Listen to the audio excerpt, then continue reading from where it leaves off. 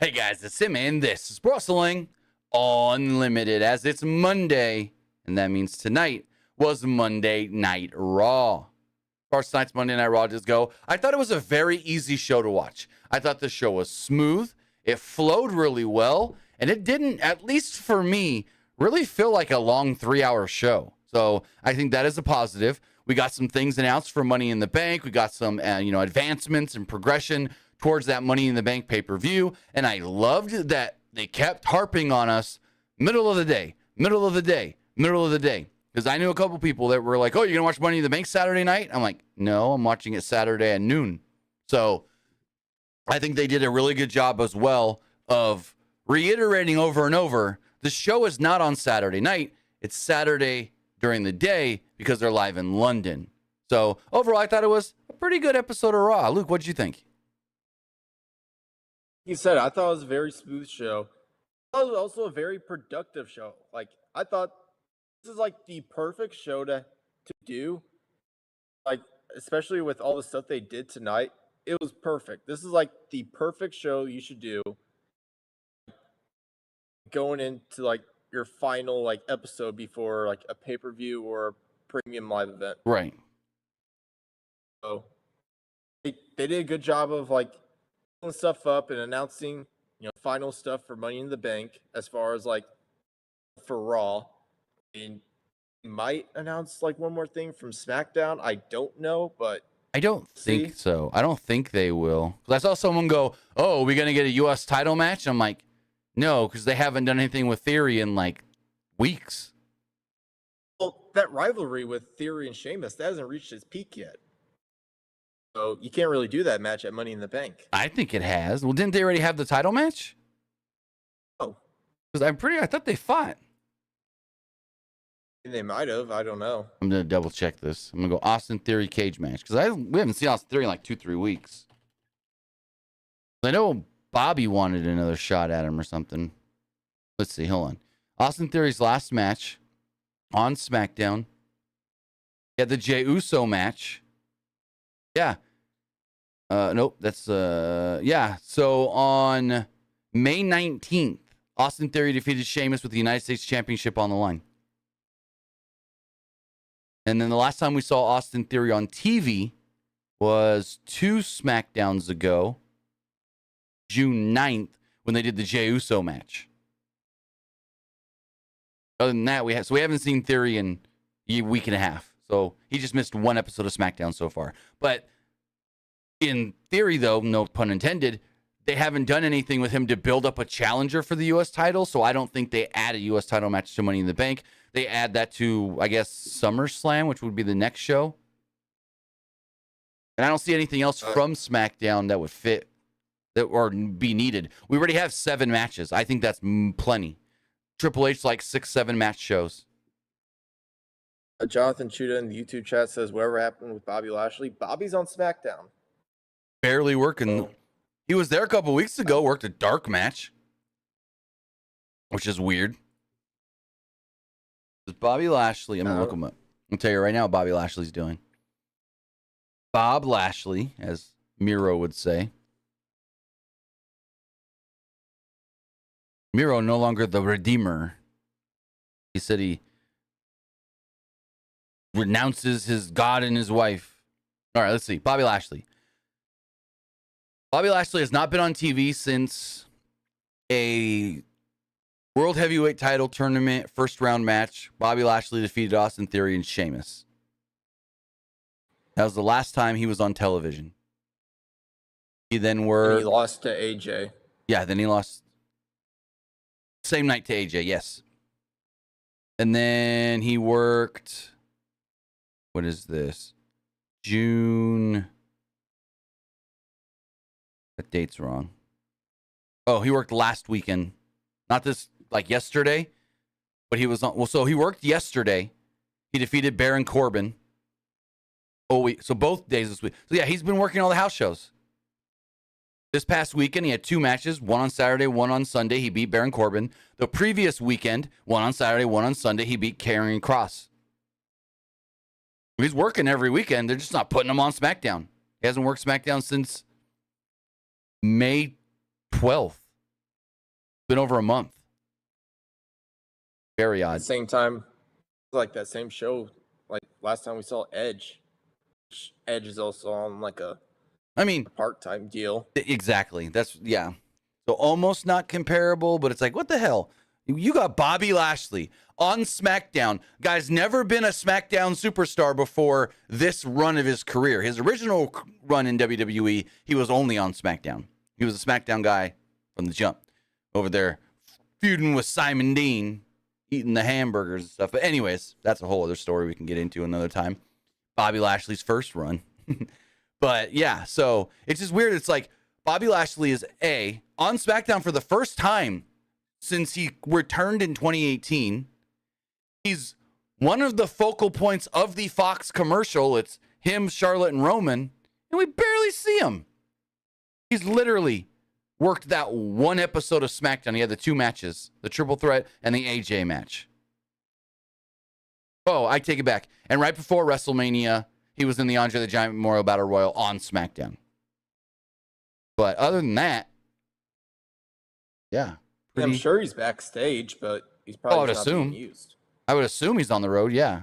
It's just baffling why he's not. I don't know, maybe they got a big plan for him going into SummerSlam, and they're like, hey, we don't want to just use you for random stuff. We got something important. We'll go from there. I don't know. Wishful thinking, I guess you could say. But with that, I want to say thank you guys for joining me and Luke. We're here.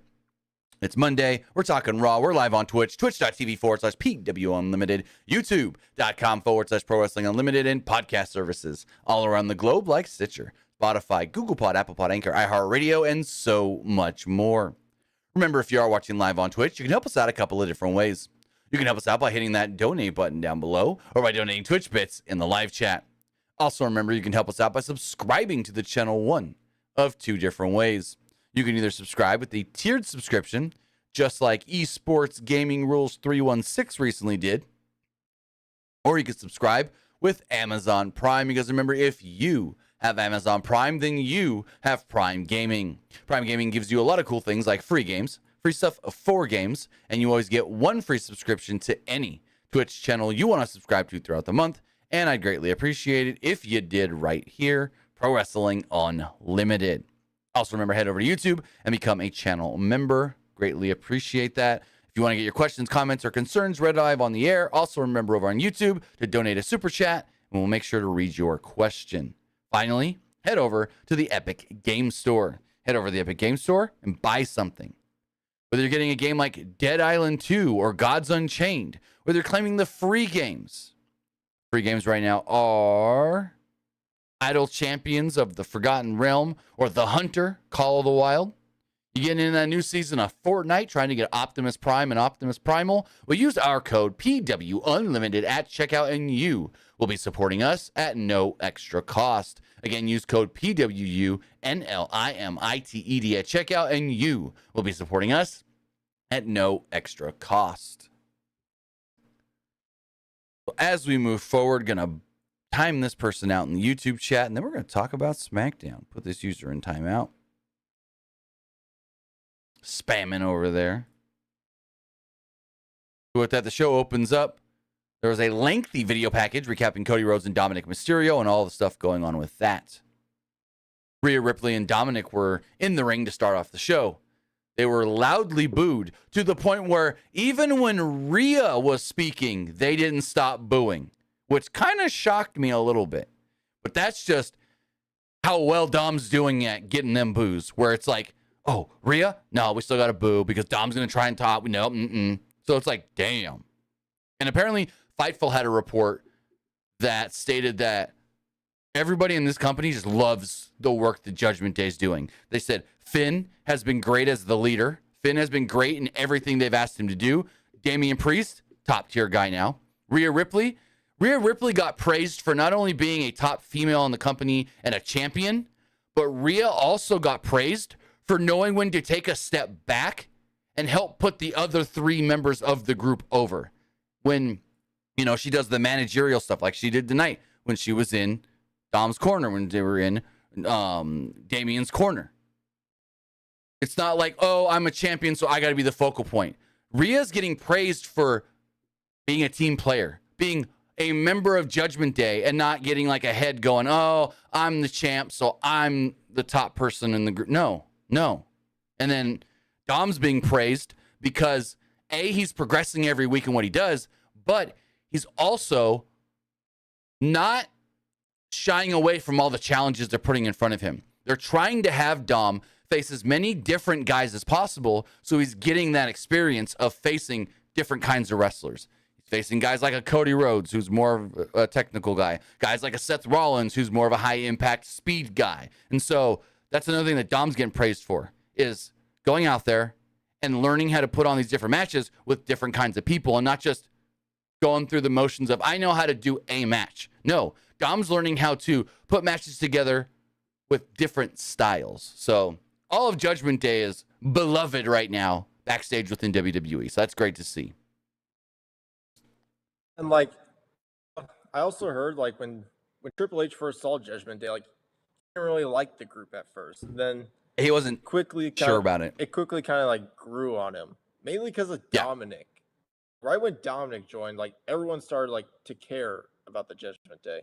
Well, also another thing in the Fightful piece, Fightful actually stated that Edge has made note that he thinks where Judgment Day is now so much better than what the original plan for the group was. Like him not in it was the best thing. Taking him out and putting Finn in and then eventually adding Dom, he says was the best thing for all four of them.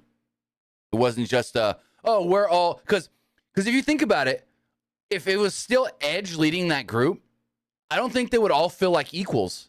I feel like, and correct me if maybe I'm wrong here, it would feel like they were all under Edge instead of all members of Judgment Day. Like they'd still be members of Judgment Day, but they all feel equal. No one person in this group, and maybe you could say Dom feels lesser than the other three, but whatever. But to my opinion, no one person in this group feels more important than the other, feels bigger than the other. No one's like the top dog. They're equals. And I feel like if Edge was still in this group, it would have been Edge is the leader. They're all following his command. Finn is technically supposed to be the leader, but he treats them all and they're all seen as equals, which I love. I know when like Judgment Day first started with Edge, a lot of people on Twitter were like, "Oh, this is just like WWE's version of like House of Black." What was that? Like, people weren't really liking that. Yeah, well, it was that, and a lot of people criticized it of, oh, they're just using Edge to reform a Brood-like group, a dark heel group like when he was with Gangrel and Christian. And that's what I would have felt. Like, when he was in the Brood, it felt like he and Christian were under Gangrel. Gangrel was leading them. And that's what I think Judgment Day would have been if they kept it with Edge as the leader. Like, when they always did that vignettes with, like, Edge and Damian Priest, you know, like, where Edge is, like, sitting in the chair and Damian Priest is right next to him. Edge was the focal point. Basically just like Ed, it's like WWE's House of Black. Malachi Black is talking, and you get someone like a Brody King talking right after. Yeah, you have Edge as the leader, and Damian is the bodyguard, the muscle. But as far as the segment does go, they wouldn't stop booing, even when Rhea was talking. Ripley called Cody Rhodes a wannabe and a loser, saying, quote, momentum has been slowing down for him as of late. Ripley said that Dom would end that momentum completely at Money in the Bank. Rhodes then finally interrupted and got a huge reaction from the crowd. Dom stood on the apron while Ripley remained in the ring. Rhodes then welcomed us to Monday Night Raw. Ripley said that Rhodes couldn't bully Dom because he was a dangerous man. Dom couldn't speak because of the booing, so I loved this. So they're booing so loud that Dom's like, they're not going to let me talk. You know what? He whispers to Rhea so Rhea can talk for him in the hopes that they stop booing. I thought that was, I don't know if that was Dom on the fly or if that was actually planned. Like if they boo a lot, tell Rhea to talk. But if that was Dom thinking off the dome in the moment, perfect. Perfection. I loved it. I thought it was so good. I think it was an on the fly thing because I think it broke Corey Graves a little bit. Because Corey's like, oh, Dom's got to have mommy talk for him. And you can hear him trying not to like chuckle about it. So I feel like either he didn't know if it was a thing or it wasn't a planned thing. I think it was just on the dome. Because even Corey Graves, they got him a little bit. Ripley said that Rhodes couldn't bully Dom because he's already read that. Dangerous man. Rhodes then quoted The Cat in the Hat and said he purposefully quoted a children's book because that's what Dom is, a scared little boy. This, though, upset Dom, so he left with Rhea. Rhodes asked why he was running away and noted that his partner, Damian Priest, wasn't going to run from him later because, well, they're going to face each other tonight for the very first time. Rhodes then offered Dom a free shot. He said, come get me. Dom teased going at him and then backed away and left. So there we go. Money in the Bank will be Cody Rhodes versus Dominic Mysterio. This might be, and maybe the match with Ray at WrestleMania is seen as a bigger match, but this is probably one of the biggest matches of Dom's career. Outside of him and Ray winning the tag titles and him and Ray at WrestleMania. But I think this is one of the biggest more. And maybe you can say him and Seth at that SummerSlam, his first ever match, was bigger. But again, that's a Thunderdome match. Like, Dom came in at the perfect time because that working in the Thunderdome was actually a blessing in disguise for Dominic Mysterio. Learning and getting thrown on TV like he did in the Thunderdome was, I think, great for him. What did you think of the segment? I thought the segment was good. The crowd did such a good job with the segment. And I also remember, like, Dom first debuted in WWE. A lot of people were upset of, like, them, like, having just started out on the main roster because a lot of people were saying, you got to have him start in NXT because he never worked on the indies. No, he did nothing. So he went and trained in Mexico, Conan. He went and trained in Canada with Lance Storm. And then he, of course, trained with Ray in Southern California and stuff. But he didn't, I don't think, no. His first ever match not in a gym was that Seth Rollins match at SummerSlam. That was his first match not in a training setting. So yeah, like that's why a lot of people were upset when he first debuted in WWE. They just like put him on main roster. They said, you're going to sink or swim, kid. And he floated around a little bit. I think if Ray wasn't there, it wouldn't have worked. But having Ray there helped him. Then they split him with... Dom's one of my favorite characters in WWE. I'll just say it right there. Dom's one of my favorite characters in all the companies. So he's doing something right. They're doing something right with him. I think he plays the scared little shit perfectly. Another thing is, when he was with Ray, a lot of people weren't happy. Like, oh, he's just a guy with Ray. And they're basically just trying to make him like the next, like, Rey Mysterio, kind of like Charlotte. They're just making her the next, like, female Ric Flair. And they said that about Cody, too, when he started. Because Cody, remember, when Cody first started on the main roster, he was thrown right into the stuff with Hardcore Holly going for the tag titles. And like, oh, they're putting him in a high-profile spot just because who his dad is. So, I mean, Cody got that criticism, too, when he started in WWE. Did Cody work indie? Cody didn't work indies before WWE, did he? I don't think so, no. Randy Orton didn't either. He might have worked developmental. Yeah, he worked developmental. WWE. Yes, he worked developmental, OVW and stuff. But I don't think he did anything. I'm going to go look really fast. Go to the end of his... Yeah. So he worked OVW. That was it. He was always... So from 2006 to when he left in 2016, fully under the WWE banner. OVW and then the WWE's main roster. Also, like, for the Ava Raine stuff, I mean, kind of had mixed feelings about it. Some people are like, yeah, that's another one. Actually having her... There's mixed feelings because, like, some people are like, okay, you're letting her, like, be her own person and stuff and having her, like, kind of like be her own character in NXT. And some people are like, why wouldn't you just put her on main roster, make her a female Rock? Because she ain't ready at all. Like, no. She's not ready, no. But here's the thing. From what I've heard, she told people she didn't want to do any of that. She wanted to train properly because she knew that she wouldn't just be able to go out there and do it. honestly, I think Dom is an anomaly. Dom is like a Randy Orton who just picked it up quick. Yeah, no one's like Randy Orton who picked it up as quick as he did, but still, like, he got it. He was thrust out there, and he wasn't great when he started, but I don't think he was super horrible or anything. I don't think he was like what's the word I'm looking for? He wasn't super bad. Ferocious? Ferocious. There you go. That's a good word to use. No, like that match he had with Seth Rollins at SummerSlam, his first ever match, I thought it was a great match. Granted, probably a lot of that due to Seth and who he was working with, but still. I've always liked Dom. Like, I've always liked Dom since he started. Even when he took that beating from Brock Lesnar that one time, before he was even technically a wrestler in the company. He sold that beating so well. And that's one thing that I think Dom's done really well. When he was a babyface, he knew how to sell getting his ass beat.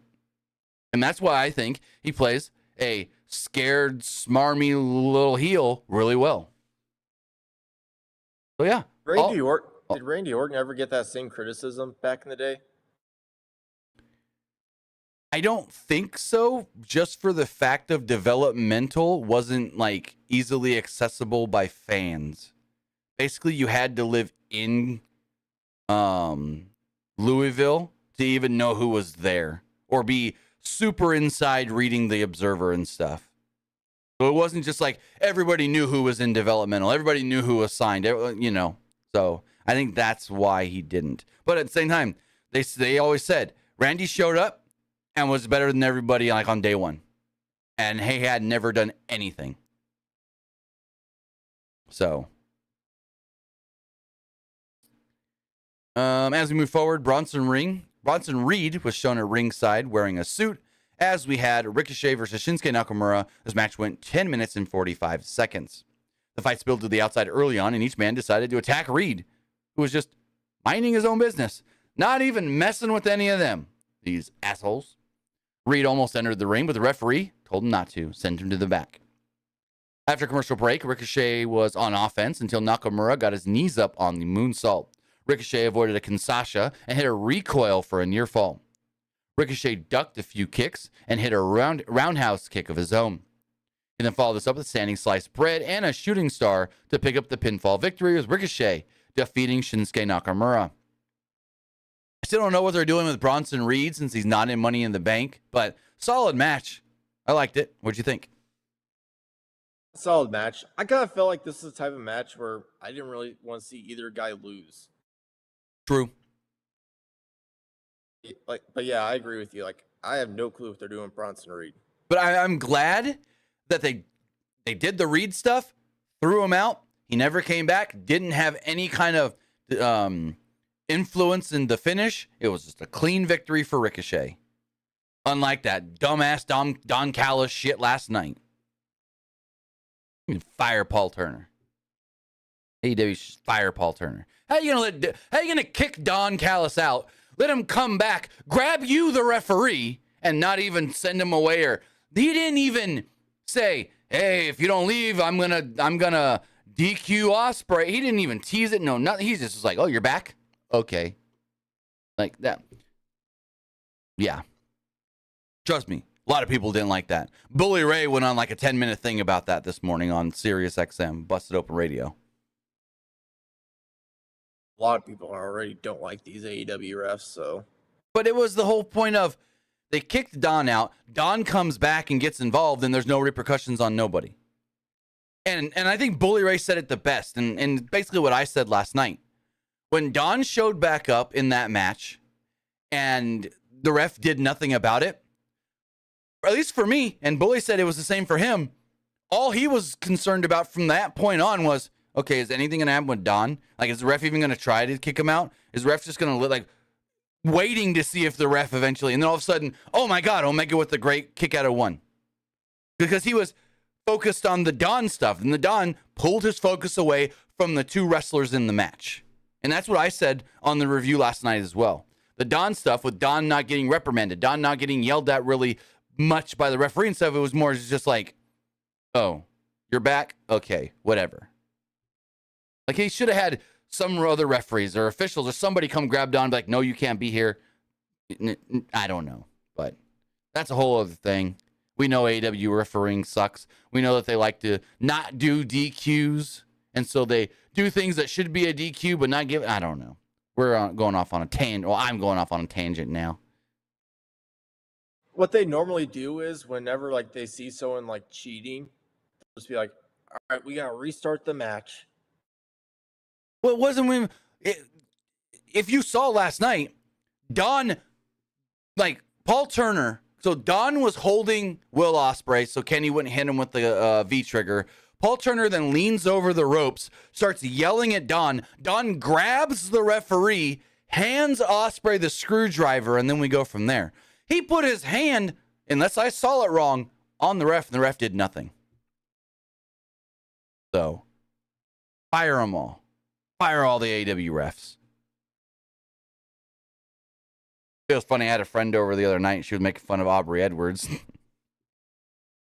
She was like, why is Aubrey trying to be so over the top every single time she's in the ring? What? I'm pretty sure like Chris Jericho like said one time, it's like saying like, I don't care what AEW refs do, just make sure they're not in our way. And yeah, Aubrey Edwards is always in their way. No, I wouldn't say in the way, but she sometimes takes the focus away from the wrestlers with her, oh my God, you know. There's a difference of being in the way and messing up a move and taking the focus away, but yeah. As far as Raw does go, Byron Saxton interviewed Matt Riddle in the back. This was actually a segment that aired earlier in the day on social media. He challenged Gunther to an IC title match at Money in the Bank. Saxton wondered if that was even a smart thing to do after what Imperium did to his ankle last week. Riddle said his ankle was fine, and he was sick of Gunther hiding behind his lunkhead friends. Ludwig Kaiser would then approach and ask Riddle what made him think he could take on Gunther. Riddle reminded Kaiser that he beat Kaiser last week. Kaiser said that will never happen again, and Riddle attacked him to prove otherwise.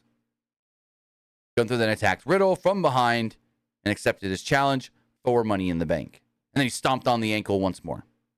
So it will be officially Gunther defending the IC title against Riddle at Money in the Bank. Honestly, this match right here, I think it should be match of the night. I mean, unless those guys do some crazy ass shit in that men's ladder match, yeah, I think so. Well, I think the Usos are going to have their working boots on in that main event.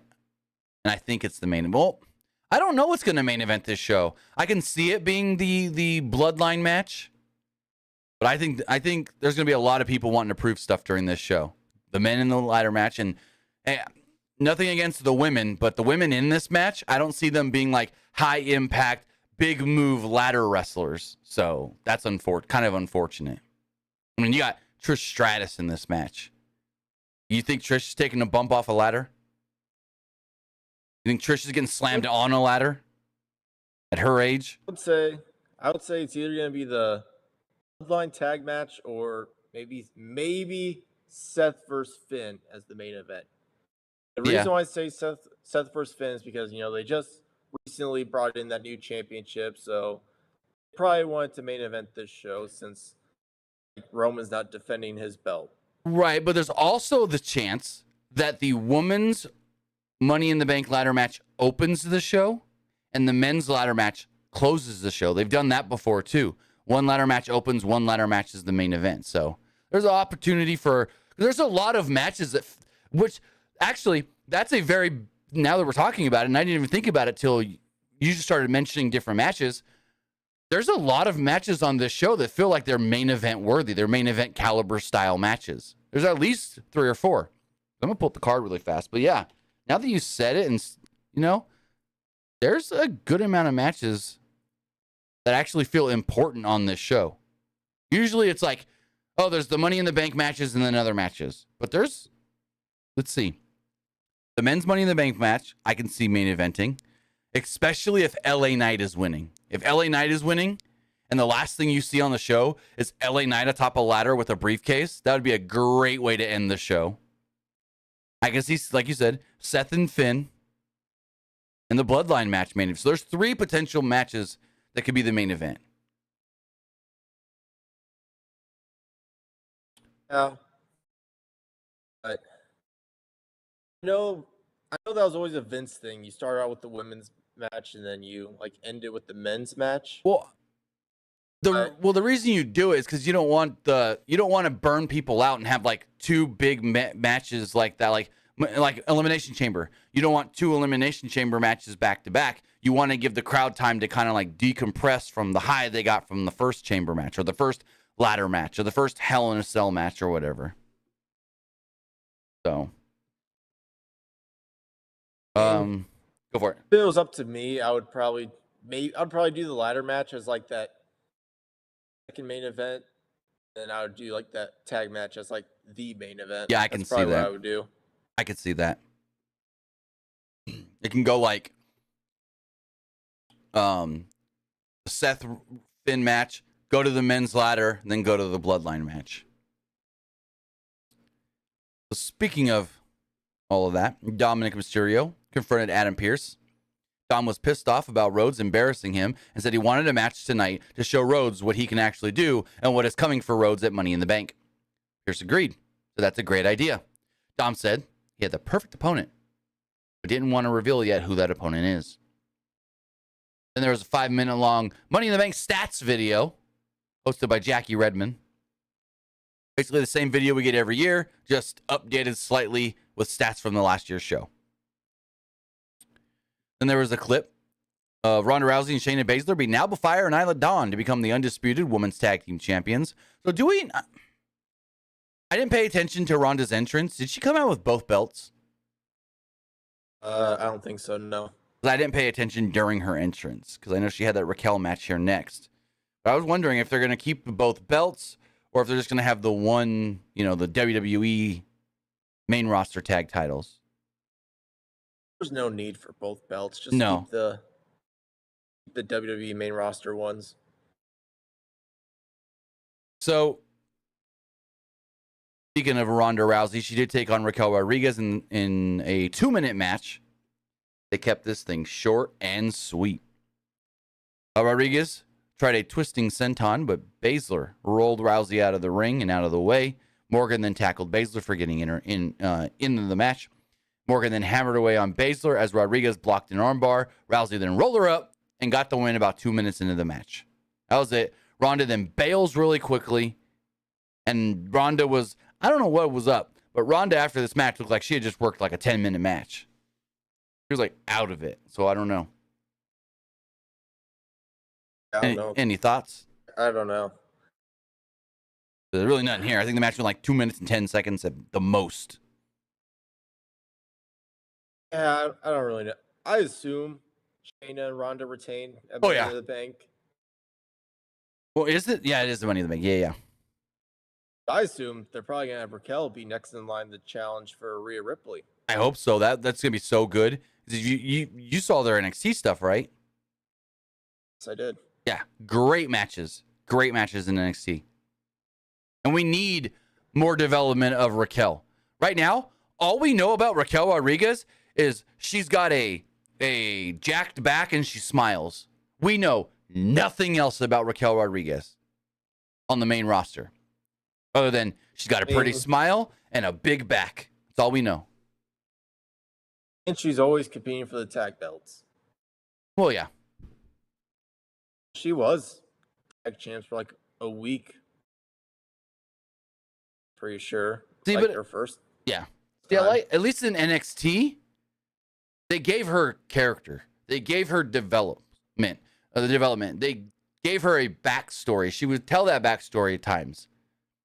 But on the main roster, all we know is that's Raquel Rodriguez, who used to be in NXT. She likes to pose with her back.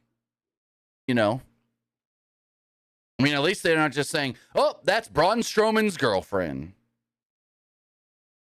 That would be a detriment. Raquel Rodriguez, I would hate that. Right. There was a good Finn Balor video package here where he spoke about how much he hates Seth Rollins. And This video package was very effective. I like this. Very. Because I like how he was like, and I didn't, write any really notes about it, but I like there was the one part where he's like, Seth says he wants the same Finn that beat him 7 years ago. Well, that was a good version of me, but that version's dead. That version can't come back. This new version is even better. This new version is going to beat him even, whatever. He's basically saying, yeah, I was great then. I beat him, but I'm better now than I was then, and I'm going to beat him again, which you're not, but still. You think he comes out as the demon? You think it's Demon Finn? No. Already lost his Demon Finn at Mania. I don't think they do it again to have him lose as Demon Finn. True. And also, I think it's too early to take the belt off Seth anyway. Oh, 100%. You want to keep that belt. You want to keep that belt on him for a while. Yes. So I don't think you don't really need it. Unless Finn teased bringing out the demon. Yeah, you could, but since there's like no teases whatsoever of like the tease is that Seth said, I don't want the normal Finn. I want the guy that beat me. The guy that beat him was the demon. Finn's now saying that version of me's gone. This new version's better. So either he's got a advanced version of the demon, or he feels like just him, Finn Balor, is better than the demon now. So it kind of got me intrigued to see if it's just normal Finn or not. It got me thinking and in wanting to know. Speaking of Seth, we'll see where it goes. Yeah. Speaking of Seth Rollins, we got his usual reaction from the crowd. Whoa. And then he gives a shout out to NXT champion Carmelo Hayes, who's sitting in the front row, and thanked him for having his back last week. Rollins said that they were both fighting champions and mentioned how Hayes will be defending his championship tomorrow night against Baron Corbin. He hopes that he beats up bum-ass Corbin. Rollins then moved on to Finn Balor. Rollins said that Balor attacked him again on NXT and tried to turn his ribs into dust. Rollins said that he was still standing and was tired of talking, so he invited Balor to come to the ring and try to finish the job right now. Balor didn't come. Rollins knew that Balor was the most dangerous that he's ever been and surrounded himself with the right kind of people. Balor, he said Balor thought that it was his destiny to take back what was his 7 years ago. Rollins admitted that he won't be 100% at Money in the Bank, but that doesn't matter because the best version of Finn is still not better than this version of Seth freaking Rollins. Balor then tried jumping Rollins with a chair, but Rollins saw it coming and tackled him. However, Balor did shove him ribs first into the steel steps and into the corner announce table. Balor tried to grab a chair, but Carmelo Hayes would yank it away from him. Rollins clotheslined Balor over the barricade, and Balor took the opportunity to run through the crowd. Rollins had a bit of blood on his face, not sure exactly where they came from. But yeah, effective going into their match at the pay-per-view. And it also did set up for later in the night, Carmelo Hayes versus Finn Balor in a non-title match. I thought it was pretty cool to see Carmelo Hayes on Raw. Yeah. I don't know if he's ever worked a Raw match before. Might be his first. Is this his first televised main roster match? Like, I'm pretty sure he's worked dark matches on the main roster a couple of times. He's worked a couple of main events. Yeah, that's what I thought. But like, as far as Raw and SmackDown goes, I think this was his first actual match. Yeah.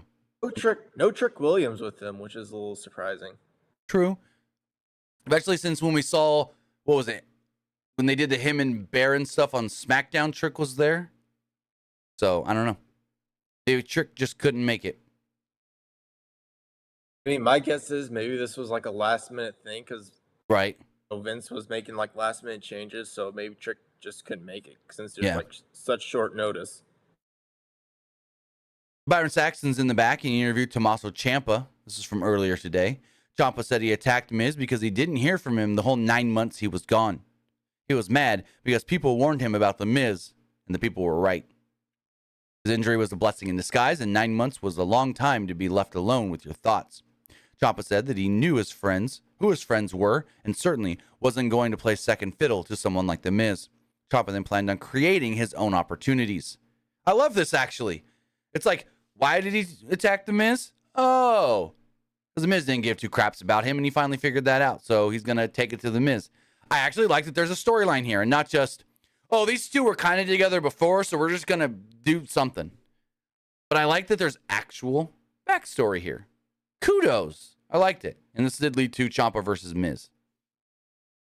I honestly like this too. But like the one takeaway I got from his promo tonight was I'm gonna create my own opportunities. Made me feel like they're gonna start pushing him as a singles guy. But I also think he says he knows who his real friends are. Johnny, Candice, He says he knows who his real friends are. I mean, I'm really hoping for DIY. Everyone else is too. So this was supposed to lead to Tomaso Champa versus The Miz, but the match actually didn't happen because The Miz attacked Ciampa from behind during his entrance. Miz then tossed him into the ring, tossed him all around the ring, into the ring, and then gave him a skull-crushing finale. The match never happened. So we're building up a big-ass Ciampa-Miz feud. Cool. I'm for it. I think can happen in their next match. Johnny makes the save. Like, let's say Miz finally gets another person with him. Let's say it's like a big dude, maybe someone like a Zion Quinn, for example. Let's say get Zion Quinn. I don't think they will, but Zion Quinn tries to screw over Ciampa. Then they get Dexter Lumis to come out to try to like even the odds a little bit. That'd be cool. Then like Ciampa wins, and then he's like, "Oh, Johnny sent you. I gotta thank him and stuff." And then that reunites DIY. That'd be cool. I like that. This is a funny segment. Sami Zayn and Kevin Owens approached Imperium in the back. Kaiser told them to leave, and Zayn said that they must not like when people interrupt them, unlike all the times that Imperium have interrupted them. Owens said they had an actual reason to be here. And then Owens couldn't remember what it was, so Zayn reminded him, hey, it's because we were mad at what you did to Riddle. Owens kind of was like, oh, yeah, messed with that guy. And then he yelled at Imperium for what they did. Zayn then told Owens, calm down. I'm going to handle this. And he looks right at Gunther and says, I want to fight you tonight. You and me one-on-one. And Gunther seemed amused by the challenge. And was amused that they all wanted to ride his coattails. Like, oh, you all want to get beat by me and make you guys better? Make you guys bigger stars because you lost to me? Sure, I accept. I love the whole clank of the belts right in their faces. I love when they do that. Like, Sammy's like, all right, we're ready. And then Kevin Owens is like, yeah, we got to go. And he clanks the belts too. I loved it. I thought it was great. I love when they clank the belts. I think it's a great thing. Take advantage of having two titles. I absolutely love Kevin Owens. Like, I don't care. I'm going to get mad at anyone at any time. Right. That's the best Kevin Owens right there. And I'm also curious to see, like, it's like the titles are going to be defended on both Raw and SmackDown. Are they going to create, like, new tag team title to just have them carry only one? So there's been a rumor that new tag belts have been, like, ready for a while. I don't know. Like, I'm with you. Give them only one belt to carry. But then you take away the clanking. Then they're going to clank each other? High five with the belts? No, they high five themselves. You do cheers with the belts. Yeah. They can cheers themselves now. Boing, clank. So Dominic Mysterio comes down to the ring with Rhea Ripley. And we want to know who's his opponent. Who's his opponent? It's Akira Tozawa. It's Akira Tozawa. Akira Tozawa was all over Dom early on. He wiped him out with a suicide dive. Tozawa seemed concerned after being confronted by Ripley. As we've seen in the past, Tozawa's afraid of Rhea. We've seen that. There's backstory there. Ripley caused a distraction, which allowed Dom to drop him off the top turnbuckle. Dom then followed this up with a great looking frog splash and picked up the victory. Corey Graves says, Oh, look at that big frog splash. You don't learn that in Japan or something like that. He's like, you don't learn that in the dojo. He said something. And so that Dom's got all the athleticism in the world. I liked it. It was whatever. Wasn't bad. What they need to do with Akira Tozawa. What? You know how they've been sending a lot of guys down to NXT to do some stuff? They should do that with him. I like that. Have him compete with Wesley for the North American title. I thought it was funny that I think it was Corey Graves was like, that's Akira Tozawa. He's like a 30-40 time 24/7 champion. And Kevin Max is like, it might be more. he's like a 20-30 time 24/7 champion. And he's like, it might be more. I like that. I thought that was funny. Calling back to those old days. Honestly, they should bring back the 24/7 title. I didn't hate it. Why? You didn't like the Akira Tozawa R-Truth segments? I loved those. All those pre-taped randomly. Because I loved how a lot of times they would theme those to whatever city they were in. I thought they were fun. I liked the Tozawa R-Truth stuff. Which, there's another question. When's R-Truth coming back? I know he's out with an injury, but... Did you see that interview thing on the Pat McAfee show? It's like, where happened to Ron Killings? Did he fall off or something? Yeah, freaking Pac-Man Jones asked Paul Heyman, hey, where's Ron the Truth Killings?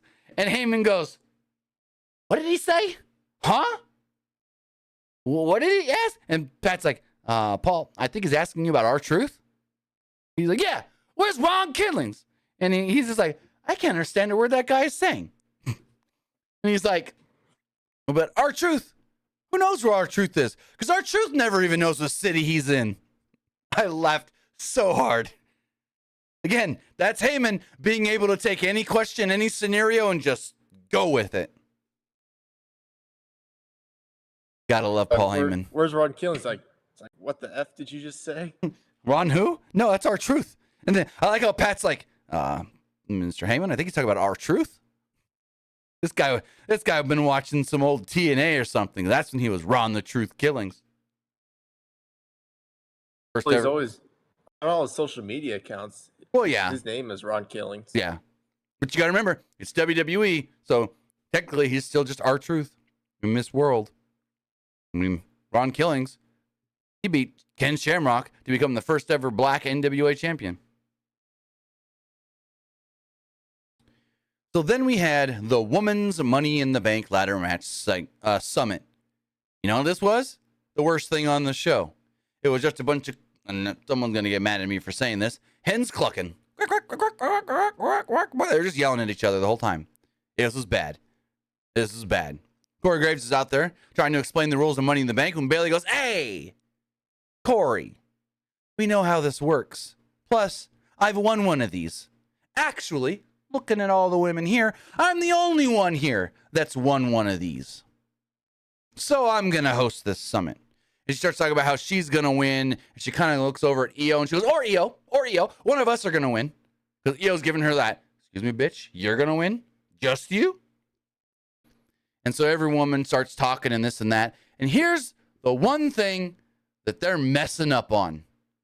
They're not acknowledging, they're playing Zelina as the ultimate underdog, as the woman that nobody thinks can win. You remember where this woman won that no other woman in the WWE can say they won? The ring. Exactly. So why isn't she out here going, you want to doubt me? Have any of you been Queen of the Ring? I don't think so. Like, that's all she had to say, and she would have shut their mouths up. All of them. So they're all going and this and that and da-da-da-da-da. Io, like Bayley says, oh, one of us are going to win. And Io's like, yeah, may the best woman win. Vega then says, you know what? I'm sick and tired of you damage control girls always disregarding and discounting all the other women's accolades and this and that and da-da-da-da-da. She then goes, oh, but I love and respect Becky Lynch. Oh, Zoe Stark, you're just a groupie. And Trish Stratus, you ain't never even been in a ladder match. You don't even know what to do in one of these kinds of matches. And I'm like, okay, whatever. So Vega starts going. Was she in that? Go for it. What happened? Wasn't Zoe Stark in that ladder match at NXT Stand and Yes. Deliver for that Venkat title? Yeah, but she was telling Trish. Trish has never been in a ladder match. Really? Yeah, Trish has never done a ladder match. It's shocking, actually. But you got to think, when Trish was an active wrestler, women, they rarely, if ever, got specialty matches. Like Trish and Victoria had a street fight, but it's like outside of that, the only like specialty matches women got were bra and panty matches, evening gown matches. Not many of the women were getting ladder matches, hardcore matches, Hell in a Cells, cage matches. They barely even got, I don't even remember many women's cage matches back then, if any. So, yeah. You just weren't given those opportunities when Trish was an active wrestler through 2006. You would think, though, that Trish would have been involved in like some of the men's ladder matches, though, for like a spot. No, because she was never like, you would think, but like the only one was Lita because she was with the Hardys. He's like Lita with the Hardys. The Dudleys had Spike. Edge and Christian had Rhino.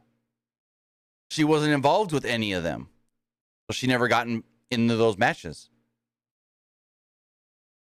But it's like now she's what, 48 years old. She ain't taking a bump off a ladder. I don't think she's gonna even. I mean, maybe she'll get slammed on a ladder, maybe, but that's a big old maybe. It'll be very limited in this match. I think so. Stratus said that she had to save the women's division because, unlike them, she was a woman. She's the best to ever do it. Stratus said that it was her first ladder match, but winning is what she does. Stratus would win at Money in the Bank, and they can thank her for letting them all be part of that historic moment come Saturday. Cuddy Flam says, Lita and Victoria did have a cage match. Like, I had a feeling there may have been one, but I couldn't think of who it was. Thank you for that. Again, Victoria. There's the common denominator there. Victoria getting all these specialty matches. Street fight with Trish. Cage match with Lita. Where's Victoria's flowers? Victoria was such a big part of that era and never gets the due. I loved Victoria's work. She was so good back then. 2004, 5, 6 era, you know, that time frame. Her and Mickey were the unsung heroes of that era. Doing the hard work, and Trish and Lita taking all the credit for it. Or getting all the credit for it. I think what kind of ruined that for Victoria was that she had that like emotional segment on SmackDown, I believe, where she announced her retirement. And I think like weeks later she signed with TNA. Yeah, Mickey kind of did the same thing. But I think Victoria did it worse, though. Well, yeah, I would agree. It's like Mickey like came back and stuff. Well, Victoria said that she's tried to come back and they just didn't want anything to do with her. She did that Rumble, but other than that, she literally said on her podcast once that she tried to go backstage at a show and they wouldn't let her backstage. She's like, if they don't want me around, then I'm not even going to try anymore. Which is a shame. Mickey, she just left after her contract was up. Yeah. For Victoria, like, they gave her, like, a segment where, like, she was announcing her retirement. She told WWE that she was going to retire. And then weeks later, she signed with TNA. Yeah, but you know who else did that, right? Kurt Angle. Yep. Told Vince, I need to take time away. I need to step away from pro wrestling. I need to basically retire. My wife's telling me she's going to leave me if I'm still on the road. Less than a month later, Kurt Angle is signed with TNA. What? Yeah. Kurt Angle did the exact same thing. Told Vince, I want out of my contract because I'm going to retire. Got out of his contract. Did the whole, my wife's going to leave me if I stay on the road. If I'm not home. Then he went to TNA. Like a month or so later. Maybe it was a little more than a month. But I want to say it was not long at all. I'm going to look it up. Hold on. When did Kurt Angle leave WWE and when did he go to TNA? 2006. Yeah, I know the year. I just don't know the months. So he left WWE in August and was in TNA by October. So it was, about a month and a half. 2 months. August 14th was his last WWE show, and October 19th was his first TNA show. So about 2 months. I found it kind of shocking about like the Kurt Angle stuff. It was like right when he was like officially done with TNA, he almost immediately got inducted to the Hall of Fame. And I was like, oh yeah, what? They must have squashed that beef quickly. Well, I don't know if there was ever any beef. Vince always loved Kurt. I think that's the one time when someone did something like that and Vince didn't take it personal. At least from everything I've heard. So, I don't know. Stratus said that asked Lynch if she would be man enough to say thank you, Trish. Lynch acted like she would say something, but then she just decked her instead. This then led to a brawl, and Lynch chucked both Stratus and Stark out of the ring. Bayley and Io teamed up against Lynch and Vega and saved her by hitting them with the chancla. Aside from that, Becky then climbed the ladders and grabbed the briefcase. Cool. I don't think Becky's winning. They wouldn't give her that big moment there if she was winning at the pay-per-view. Well, I don't think it's Becky. Who do you think wins the women's ladder match? Shirai. So do I. That's what I would think. Io. I think it's going to be Io Shirai. Io's going to try to cash in on Asuka, and Bayley's going to screw over Io. Ooh. Like, we've never had a female cash in yet. That's what I was going to ask. The first female failure. Okay. We're due for that. Because that would also make Io a huge baby face if she got screwed like that. Kind of like how John Cena screwed Baron Corbin when he tried to cash in. Benefit Io a lot more if she had a failed cash in than a successful one. Yeah. And you can go the route of like, Bayley screwed me over. I had to like that big rivalry with Bayley. Now I'm going to work my way back up to gain that women's title. I like it. Seth Kelly interviews Carmelo Hayes. Hayes said that Rollins invited him here to Raw tonight, and it was an honor to be here. He admired Seth Rollins and inspired to be a champion just like him. Hayes planned on taking care of Rollins' Finn Balor problem later on tonight. He said that maybe it was a mistake doing this one night before he has to defend his title against Baron Corbin, but guys like him and Rollins have to take shots to make shots. And tonight, he won't miss. Any thoughts on his promo? Just like any other promo he does. Yeah, it was a solid Carmelo promo. Other than you don't have Trick in the back going, whoop, got him, butter. Doing his little one-liners.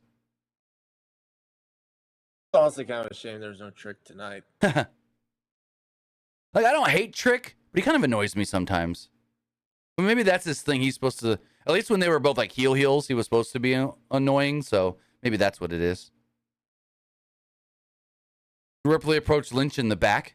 Ripley warned her not to cash in on her if she won Money in the Bank because, well, it'd be the last thing she ever did. Lynch said when she was the champion, she defended her title every night in every town and in the main event. While Ripley, well, she was just a main event side piece. Lynch said that she didn't need the title. The title needed her. She didn't need to be elevated by it. She elevated it. And she wanted to win Money in the Bank just to see Ripley squirm. Interesting tease here for Rhea and Becky. I don't think Becky's winning, though. What they'll probably do is do something with Becky and Trish at SummerSlam. Oh, yeah. I assume a tag team match. We still haven't seen Lita. Where the hell is Lita? No. It's going to be Lita. Because listen. Lita got beat up backstage by Trish. Becky got her nose busted open, which is worse than the Lita attack, and Becky's fine. Becky cool. Lita just went back to frickin' Northern California and showed up at a Hood Slam show. That was it. She's just chilling in Oakland. I was just waiting for like get closer to SummerSlam time. Probably. Honestly, don't need Lita to turn heel at this point because you already got Zoe Stark with Trish. You do not need Lita. If there was no Zoe, I would say do it. Make it seem like Lita's mad at Trish for attacking her. She's gonna help Becky and then turn on Becky. But now that she's got Zoe, I wouldn't do it. So Kevin Owens joins commentary. Says that he's gonna be here to watch these guys and make sure they do nothing in the match against Sami. He said he's gonna watch the bald one on the crutches and the other guy at ringside. And I was like, bald one with the crutches? Vincey's here? How did he know he's a bald guy on crutches? We hadn't seen him yet. And he eventually came out of ringside on the crutches, but it was like, that's kind of a weird thing for him to say at that moment when he wasn't even out there. Unless he's just like, I saw him back. But he didn't even know, oh, I saw him backstage or anything. I don't know. You mentioned Vincey, and Vincey came out on crutches. You think it's a real injury? The crutches? They're playing it up as Riddle injured him. And I heard it was supposed to be a storyline injury, so I don't know. It's just storyline. I think he's fine. I think maybe at Money in the Bank, they're going to play it off as on crutches, and they're going to do like a spot where loses the crutches and he walks fine. I think they're going to do the spot where Gunther or Kaiser distracts the ref and he uses the crutch on Riddle. Hits him across the back with it. Probably. Not much happens during the first portion of this match other than Vincey coming out and we go to break. Coming back from the break, Zayn tried an exploder suplex, but Gunther blocked it and chopped him repeatedly. Owens mockingly applauded Gunther for being able to slam a man on his chest. Zayn blocked a chop and went to the top, but Gunther chopped him again. Zayn fought back and hit a senton flip powerbomb for a 2. Zayn hit repeated clotheslines and finally dropped him with one, but Gunther countered a blue thunder bomb into a sleeper hold. Zayn fought to his feet and hit a blue thunder bomb for a near fall. Zayn came right back off the top, but Gunther chopped him out of midair, which got a good near fall. Gunther then followed this up with a splash and another near fall. Kaiser then jumped down the apron to cause a distraction, so Owens goes and attacks him. Gunther booted Owens, so Zayn wiped out Gunther with a flip dive. The crowd chanted for Sami here as he hit an exploder into the corner. Zayn then set up for a haluva kick, and Kaiser distracted the referee, and Vincey hit Zayn with a crutch. So he uses the crutch tonight, and I think he's going to probably use it again at the pay-per-view. But he didn't, throw the crutch down to make it, that I noticed. Didn't throw the crutch down to make it seem like he didn't need it, but yeah. Gunther then follows this up with a powerbomb and pins Zayn to pick up the victory. What do you think of the match before we talk about the post-match? Match was okay. I thought it could have been better. True. When I first heard that, oh, these guys are gonna fight tonight, this match should be fan-freaking-tastic. So after the match, Owens goes and attacks Gunther.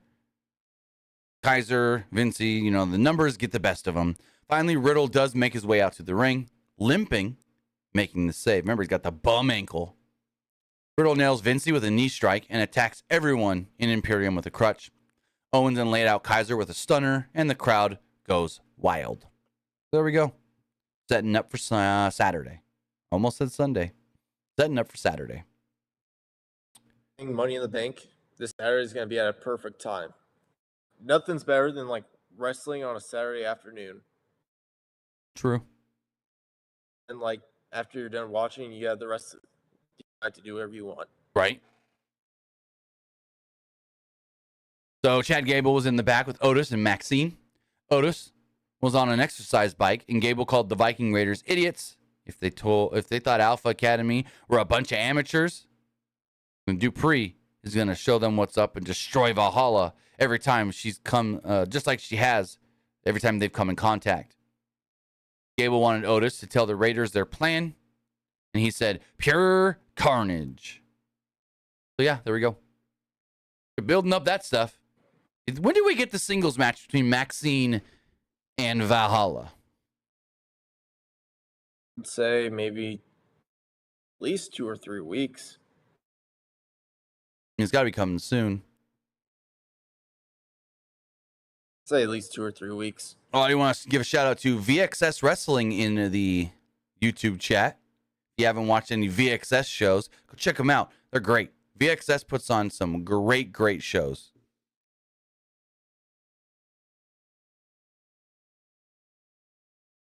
Kevin Kelly interview, or not Kevin Kelly. I'm an idiot. I wrote Kelly, said Kevin Kelly. Kathy Kelly. Not even the right gender. Kathy Kelly interviewed Natalya. Natalya said that she signed up for this life, and the biggest battle wasn't in the ring, it was in her head. She says she's broken, beaten down, and she's been down and doesn't want to stay there. She then challenges Ripley to face her next week on Monday Night Raw. What? You're going to get your ass beat again? Cool. I don't even care. Do you care? Don't care. Like, give Rhea something different. Kind of hurting her title Something reign. competitive. Yeah, I think it's something competitive. I think it's slightly hurting her title reign. Just doing all the natty stuff. Especially since she's beaten her so easily before. Twice. So we had a non-title match. It was Finn Balor versus the NXT champion Carmelo Hayes. Match goes 9.5 minutes, and Finn just gets the clean win over the NXT champion. Great match, though. I will say that. This is the type of situation where, like, you basically have to have Finn win this, because if you don't, then you're going to make him look weak at Money in the Bank. Yeah. Finn needs them. Time, it's like, go for it. At the same time, it's like, you brought your NXT champion on the main roster to have him lose. So I can see the criticism. I can see the, all the different ways people can say that this was bad. But in theory, if you think about it, a challenger for a belt needs the momentum. A champion can sometimes take a loss here and there and not really lose much because A, he still got the belt, and B, especially if he's not going to be on that show next week.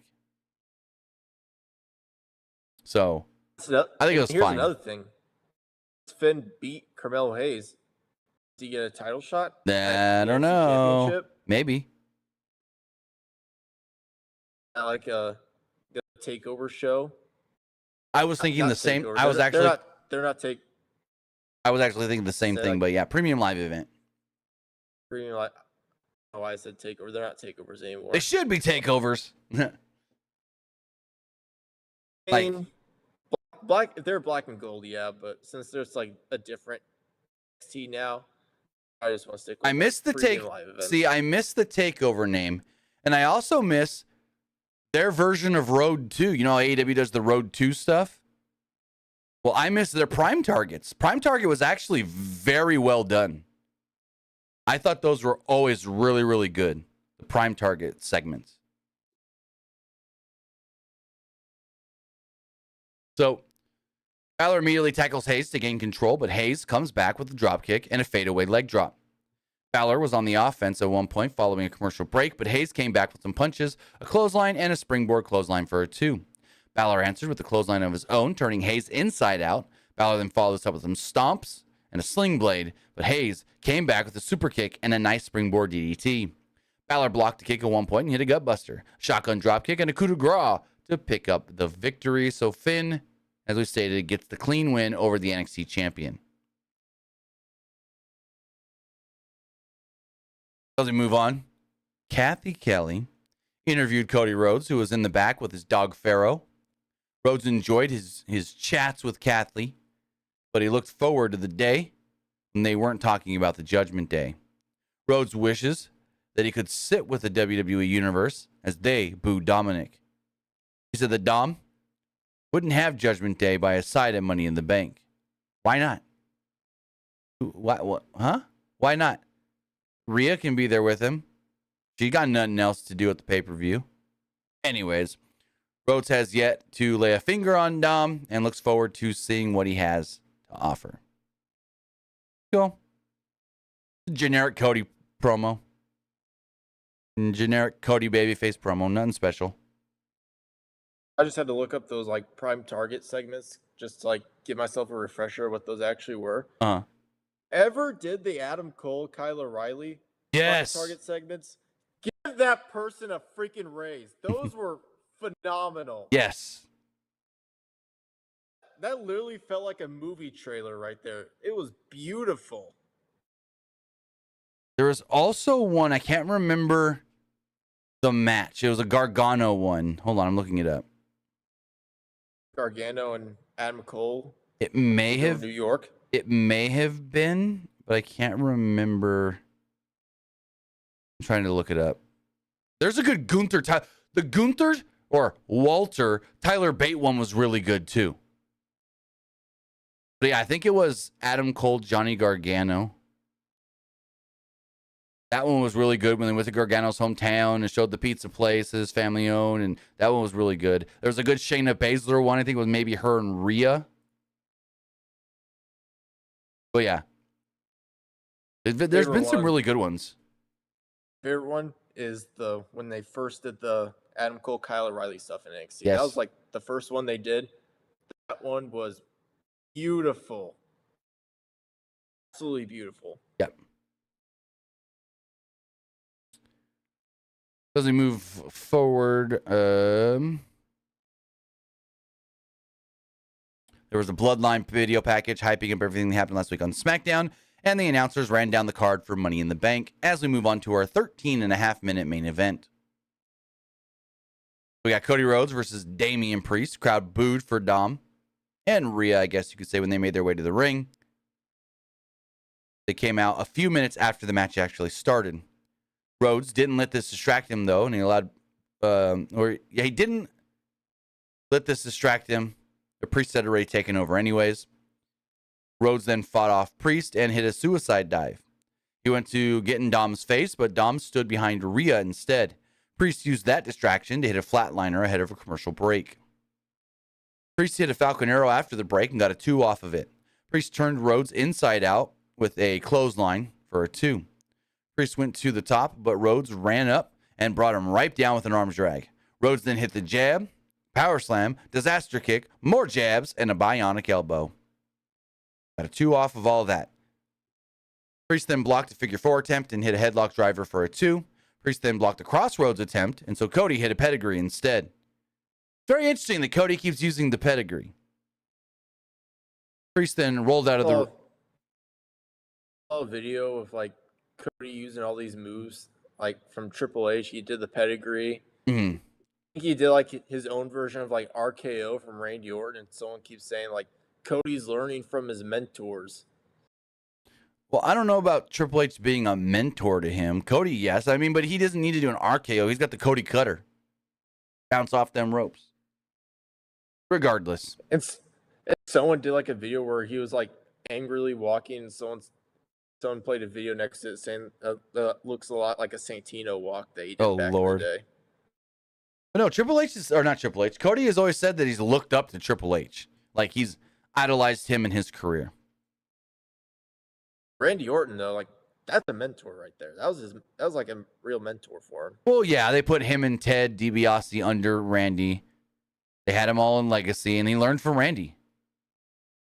He said he did an interview. I think it was a media thing one time, where he said the first time he met Randy, they were in another country, and Randy was being Randy, and literally pulled a urinal off the wall and just flooded the bathroom and started in a hotel. Flooded the bathroom. The water started going out into the hallway or the lobby. They figured it might have been one of the wrestlers. They're trying to figure out who it was. And Randy kind of played it off like, hey, whoever did that's an asshole. And just kept on walking. And it was him all along. That's the old Randy Orton for you. Just as bad as him shitting in people's bags. Anyways. He hits the pedigree. Priest then rolls out of the ring to avoid a cover. And he hits a leaping super kick for a 2. Rhodes then hits a super kick and Ripley distracts the ref. Dom trips Rhodes and Priest follows up with the South of Heaven chokeslam for a near fall. Dom then tried to distract the referee, but Rhodes slips out of a Razor's Edge attempt and pushes Priest into Dom, knocking him off the apron. Rhodes then follows this up with a Cody cutter and a crossroads for a pinfall victory. There we go. Cody beats Priest. After the match, Dom hits Cody from behind and immediately fled. The crowd boos. Dom's backs away with Rhea and Priest, and Cody stands in the ring tall all by himself. So what do you think of this main event and main event ending and the whole last 13, 14 minutes of the show?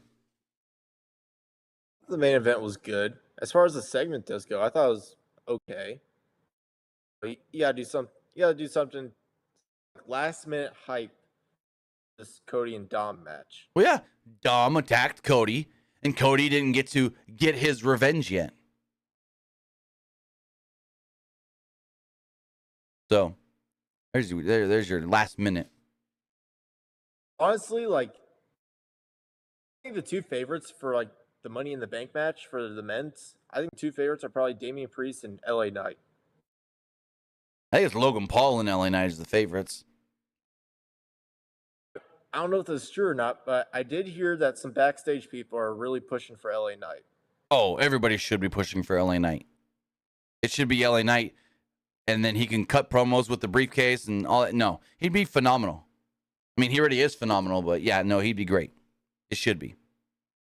As far as the Logan Paul stuff, like, that would be cool to see Logan Paul with the briefcase, but like, the type of match for like Logan where like he doesn't have to get pinned or submitted, so it can still make him look strong for future matches. See what kind of big springboard dive move him and Ricochet do this time. They're like both on ladders. Something. I could see it, yeah. Both on ladders. What else is like laying on a ladder? Both jump at the same time, laying on top of someone. I could see it. But with that, guys, I want to say that's all we've got pertaining to tonight's Monday Night Raw. But now we want to hear what you guys have to say about the show as we go and check the polls. I got them refreshed. First off, as far as the Twitch poll does go, 100% liked the show. Good to see it. As far as the Twitter poll does go, 71% liked the show, 22% thought it was just all right, and 5% didn't like Raw. Looking over at the YouTube community poll, 64% liked the show, 23% thought it was just all right, and 13% didn't like it. All right, I'm going to say right now, you guys keep commenting, didn't watch. I'm going to start fucking blocking people from not even being able to comment, because then it's getting annoying. This person says, I'm glad to see the real one of The Miz again as a heel. And this person says, it's such dumb that Vince's decisions is, saying it was dumb for Carmelo to lose. I mean, I don't know. I see why people could be upset by it for sure. But if he's only losing here and there every so often, it's not like he's always getting beat. I think it's fine. Definitely was not worse than like when Karrion Kross lost on main roster as an Exactly. champion. And kept losing to Jeff Hardy. And finally, this person says the show's all right. For Carmelo Hayes, they actually made him look good in that match. Karrion Kross looked dumb. As we move forward with the Twitch live poll, 70% liked the show, 25% thought it was just all right, and 5% didn't like it. But with that, guys, I want to say thank you for joining us here. Twitch.tv/PW Unlimited, YouTube.com/Pro Wrestling Unlimited, and podcast services all around the globe like Stitcher, Spotify, Google Pod, Apple Pod, Anchor, iHeartRadio, and so much more. Luke, tell them where they can find you. Find me over at Twitter at Petke_21, and you can also find me over at Twitch at the Luke Petke. But with that, guys, I want to say have a great rest of your Monday. Have a great Tuesday, and we'll see you back here Wednesday for AEW Dynamite. As I'm interested to see, I know we've got a lot of time still, but I'm interested to see how AEW starts building up 2 pay-per-views at the same time. And we also know they got Blood and Guts coming before All In as well. So they got a lot of big shows coming up over the next couple of months. But with that, guys, we'll see you guys on Wednesday. Have a good one.